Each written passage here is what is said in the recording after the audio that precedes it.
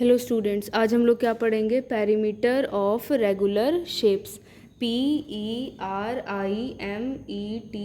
Perimeter of regular shapes. ठीक है, यानी सम आकृतियों का परिमाप। रेगुलर शेप मतलब समाकृतियाँ और पेरीमीटर मतलब परिमाप। अब इसका मतलब क्या होता है? देखो, पेरीमीटर क्या होता है? मतलब जैसे पेरीमीटर होता है, इनका लेंथ दे रखा होगा हमारे को, मान लो ये 2 दे रखा है, 3 दे रखा है, ये 2 दे रखा है, ये 5 दे रखा है। तो जब इन सबको जोड़ देते हैं तो क्या निकल आता है हमारे पास? पेरीमीटर, है ना। मतलब कोई भी हमारे को ऐसे फिगर दे रखी होगी, उनकी लेंथ को जोड़ देंगे तो हमारे पास क्या आ जाता है? पेरीमीटर आ जाता है ना। अब सबसे पहले हम लोग ये देखते हैं कि रेगुलर शेप्स क्या होती हैं। हम लोग क्या देखेंगे? रेगुलर शेप्स क्या होती हैं। ठीक है, उससे पहले हम लोग देखते हैं शेप्स क्या होती हैं। शेप्स क्या होती हैं? ये बनी, ये शेप है, ये शेप है, मतलब हम कुछ बना देंगे वो एक शेप बन जाएगी। जैसे जैसे देखो, मैं अगर, ये है मेरे पास, मैं अगर ऐसे बना दूँ ये शेप बन गई। मैं ऐसे करके ऐसे ऐसे बना दूँ ये एक शेप बन गई। मैं ऐसे करके ऐसे बना दूँ ये एक शेप बन गई।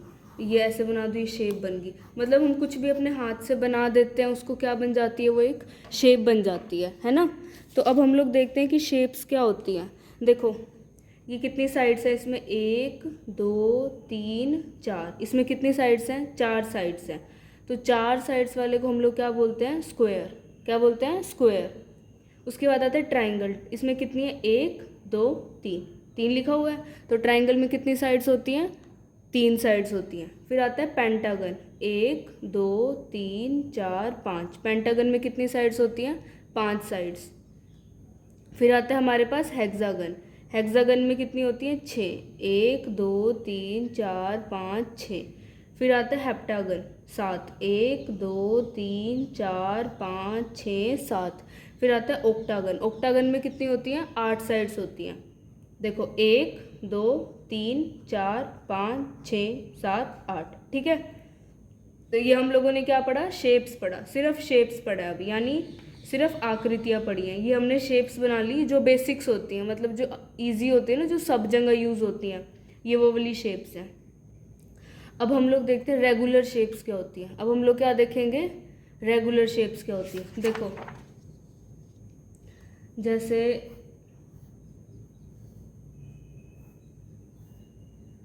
ये क्या बना दिया हम लोगों ने? ट्राइंगल बना दिया triangle.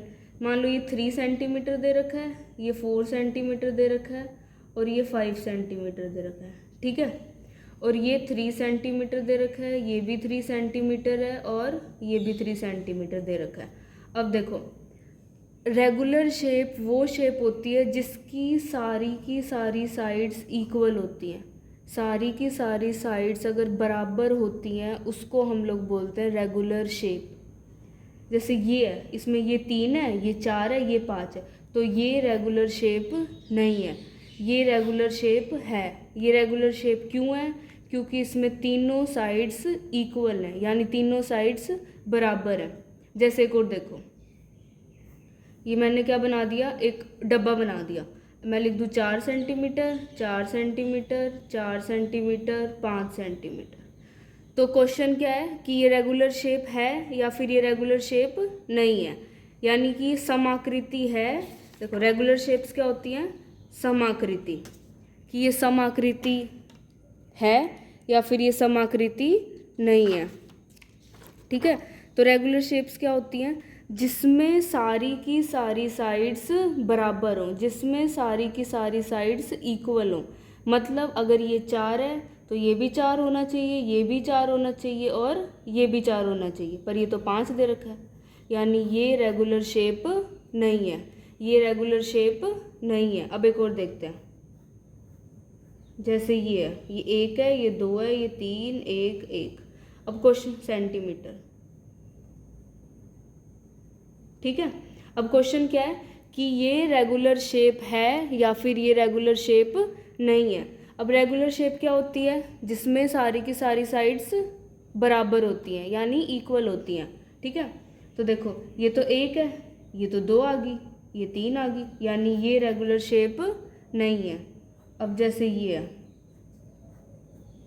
2 centimetre, 2 centimetre, 2 centimetre, 2 centimetre, 2 centimetre, 2 centimetre. अब क्वेश्चन क्या है कि ये रेगुलर शेप यानी सम आकृति है या फिर सम आकृति नहीं है। तो ये सम आकृति है। अब ये सम आकृति क्यों है? क्योंकि इसकी सारी की सारी साइड्स बराबर हैं। देखो ये भी दो, ये भी दो, ये भी दो, ये भी दो, ये भी दो, ये भी दो, इसकी सारी की सारी साइड्स इक्वल है, यानी ये समाकृति बन जाएगी। ठीक है, अब हम लोग इसी से पहले क्वेश्चंस लेते हैं। जैसे हमारे पास क्वेश्चन है, अगर देखो क्वेश्चन क्या है, अगर वो रेगुलर शेप है, अगर वो रेगुलर शेप है तो टिक लगा देना, अगर रेगुलर शेप नहीं है तो उस पर क्रॉस लगा देना। ठीक है,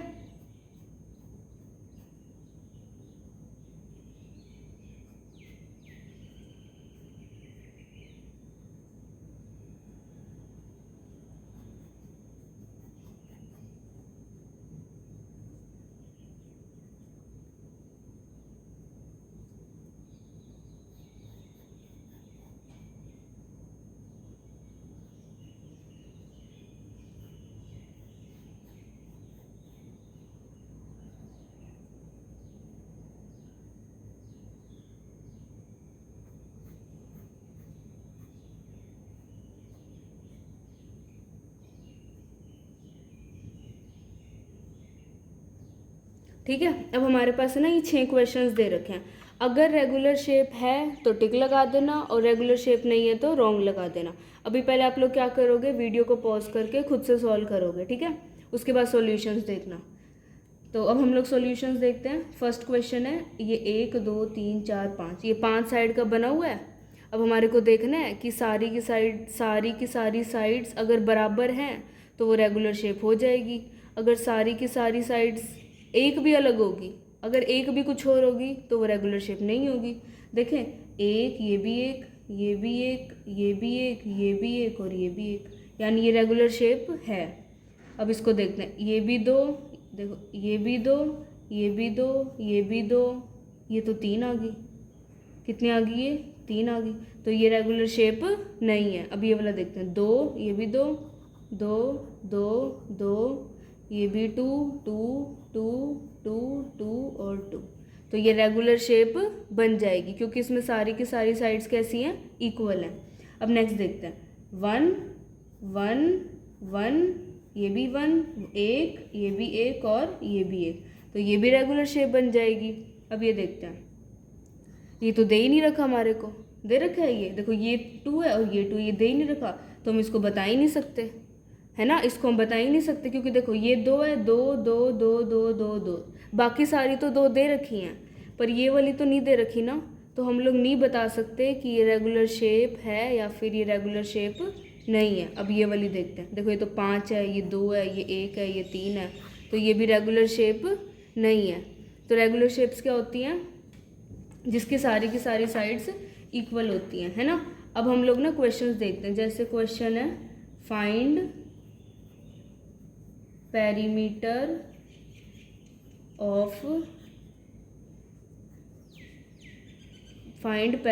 ऑफ रेगुलर शेप्स। अब क्वेश्चन क्या है कि हमारे को पेरीमीटर निकालना है किनका? रेगुलर शेप्स का, यानी हमारे को कुछ समाकृति दे रखी होंगी और हमें उसका परिमाप निकालना है। तो जैसे मान लो, चलो पहले ट्राइंगल का देखते हैं। ट्राइंगल ऐसा होता है, ये होता है ट्राइंगल। अब ये ट्राइंगल बन गया हमारे पास। अब बोल रहे हैं इसका पेरीमीटर निकालो और ये रेगुलर शेप है। अगर ये रेगुलर शेप है यानी इसका मतलब इसकी तीनों साइड्स कैसी होंगी? इक्वल। हम कुछ भी मान लेते हैं, इसको 3 सेंटीमीटर, ये भी 3 सेंटीमीटर और ये भी 3 सेंटीमीटर मान लिया। अब देखो, अब ध्यान से सुनना, बहुत आसान है। कोई भी रेगुलर शेप होगी तो क्या करना? उसका पेरीमीटर निकालना है। तो साइड्स तो तीनों की, इसकी सारी साइड्स तो बराबर होंगी।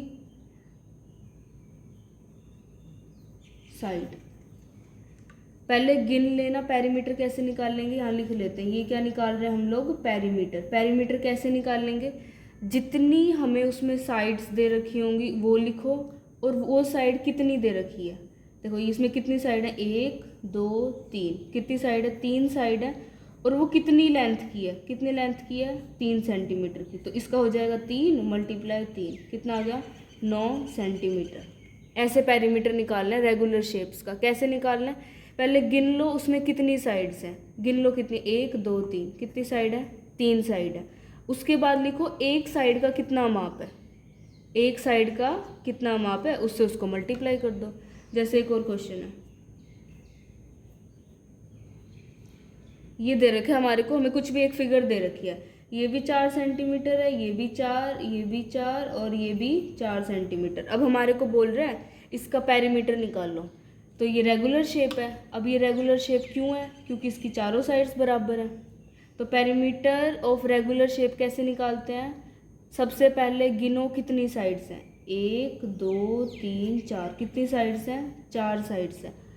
अब क्या करो, अब ये लिखो कि एक साइड कितने की है, कितने की एक साइड, 4 की। तो कितना आ गया, 16 सेंटीमीटर। ठीक है, एक और क्वेश्चन देखते हैं। Find perimeter of